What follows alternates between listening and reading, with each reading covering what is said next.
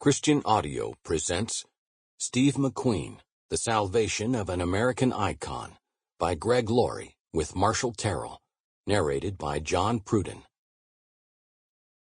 Author's Note: writing a fictional book is something I've really wanted to do for a long time, but friends of mine who are very successful nonfiction authors and have made the leap to writing fiction tell me it's actually not as easy as it looks.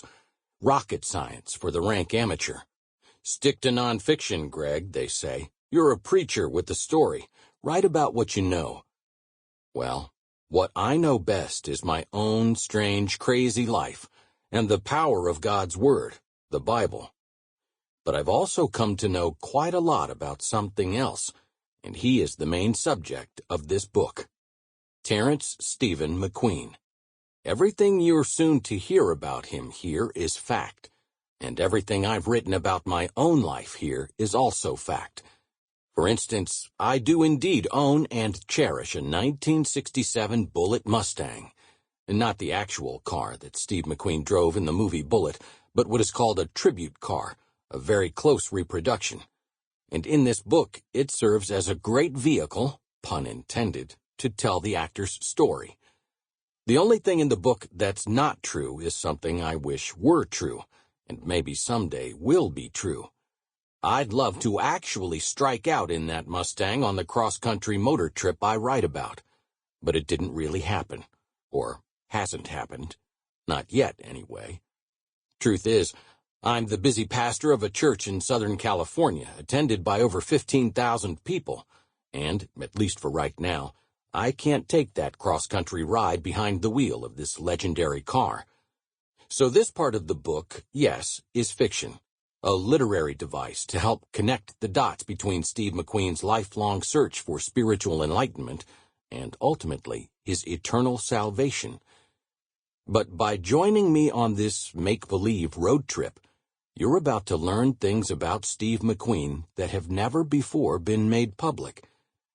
My collaborator, Marshall Terrill, is a celebrated author and the undisputed go-to guy for all things McQueen. He has written multiple books on the life of the man, and this one would never have happened without Marshall's mind, his memory, and his elegance with words. Marshall and I personally interviewed many of the people you will meet here. Some of the interviews were conducted by Marshall on his own in doing research for his previous McQueen books. And when we get down to the true story of what really happened to arguably the #1 movie star in the world, you will be surprised and inspired. My road trip is an allegory, a metaphor. Steve McQueen's life was not. It was real. Tracing it fired me up, and I believe it will do the same for you. Greg Laurie, June 2017. Introduction. A popular men's magazine recently posed one of the most intriguing pop culture questions of all time. Who was cooler, Steve McQueen or James Dean? The question topped a mano-a-mano examination of the lives and careers of both iconic actors that rated them in a whole gamut of categories, from fashion and style sense to roguish masculinity to career accomplishments.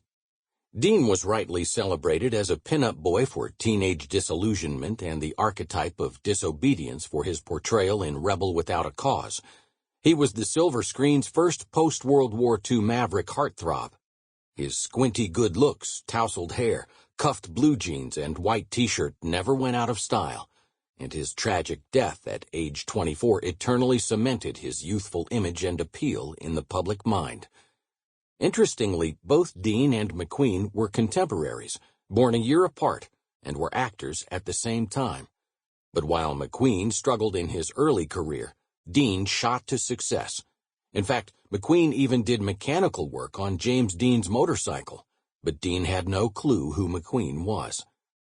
The magazine reporter deftly noted that McQueen built on what Dean accomplished in the 1950s, and took advantage of the anti-establishment phenomena of the 1960s.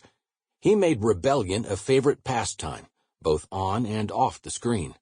He fought producers and directors, dated beautiful women, drove fast cars, and broke enough bones tumbling off his motorcycle to be considered Sample complete.